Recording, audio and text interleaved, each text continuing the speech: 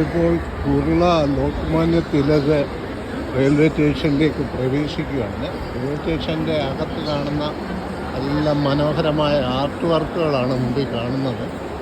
നോക്കി എന്ത് രസകരമായ വർക്കാണ് ഇവിടെ ആർട്ട് വർക്ക് കാണുന്നത്. നല്ല രസകരമായിട്ടുള്ള വർക്കുകൾ റെയിൽവേ അറേഞ്ച് ചെയ്ത് വെച്ചിട്ടുണ്ട്. വളരെ മനോഹരമായിരിക്കുന്നു. നമ്മുടെ സംസ്കൃതിയൊക്കെ വളരെ വ്യക്തമാകുന്ന രീതിയിലുള്ള ഇതാണ്. പക്ഷേ അതിൻ്റെ താഴെ നമ്മൾ കാണുന്ന കാഴ്ച, അതാണ് ഏറ്റവും സങ്കടകരമായ കാഴ്ച.